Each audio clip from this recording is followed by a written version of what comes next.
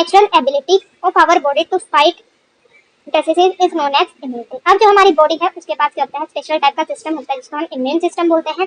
अब जो immune system होता है वो क्या करता है, पैथोजेंस के अगेंस्ट फाइट करता है, या जो डिसीज कॉजिंग पैथोजेंस होते हैं, जो हमारे लिए हार्मफुल पैथोजेंस होते हैं, उनके अगेंस्ट फाइट करता है और हमें प्रोटेक्शन प्रोवाइड करता है। You might have taken some drop of injection in your childhood to protect yourself from a disease such as polio, tetanus and hepatitis.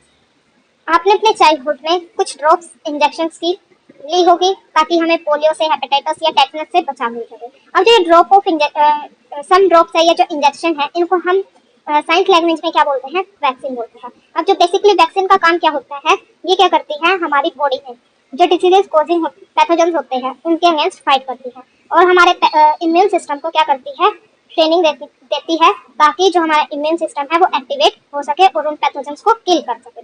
और रिकॉग्नाइजेशन में भी हेल्प करती है कि ये जो डिसीजेस कॉजिंग पैथोजेंस है ये हमारी बॉडी के लिए हार्मफुल है। और जो वैक्सीन होती है ये हमें क्या प्रोवाइड करती है, एक्वायर्ड इम्यूनिटी प्रोवाइड करती है। अब एक्वायर्ड इम्यूनिटी क्या होती है, protection develop after the exposure to the pathogen और अ वैक्सीन। वैक्सीन लगने के बाद या पैथोजन के बॉडी में एंटर होने के बाद जो प्रोटेक्शन डेवलप होएगी उसको हम क्या बोलते हैं, एक्वायर्ड इम्यूनिटी बोलते हैं।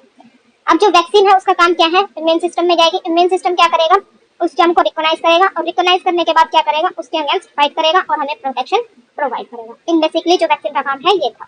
ओके, नेक्स्ट टाइम जो वैक्सीन होती है वो कितने टाइप से बनी होती है। Vaccine can be made in different ways.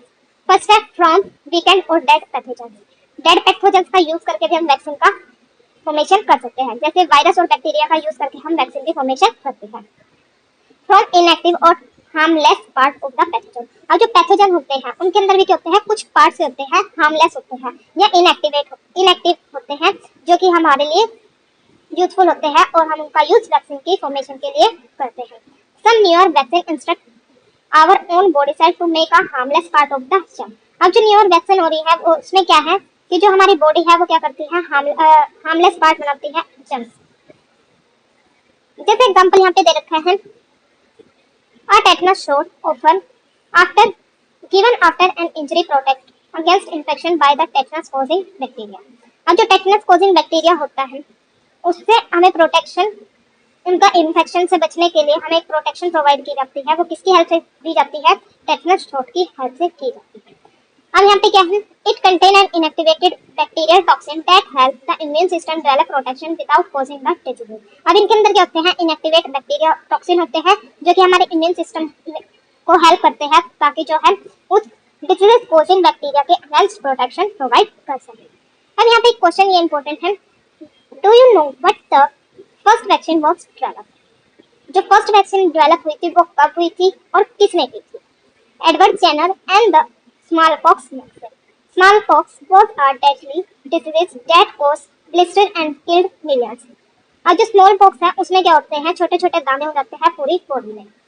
अब मिल्डर डिसीज कॉल्ड काउपॉक्स। अब जो मिल्डर डिसीज है उसको हम काउपॉक्स बोलते हैं क्योंकि ये काउस में देखी गई थी।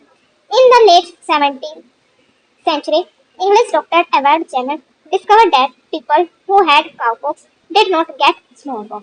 अब इन्होंने ये देखा जिनको काउपॉक्स था उनको स्मॉल पॉक्स नहीं था, तो इन्होंने एक वैक्सीन डेवलप की। This led to the invention of the first vaccine and help protect from the smallpox. तो इन्होंने स्मॉल पॉक्स के अगेंस्ट काउ पॉक्स का यूज करके वैक्सीन डेवलप की। अब जो वैक्सीन होती है वो हमें हेल्प करती है डिसीज कॉजिंग बैक्टीरिया से और ये हमारे इम्यून सिस्टम को इम्यूनिटी प्रोवाइड करती है, ये हमारे इम्यून सिस्टम को प्रोटेक्शन देती है और रिकॉग्नाइजेशन में भी हेल्प करती है। Thank you so much for watching this video. I hope this video will help you. Don't forget to subscribe my channel.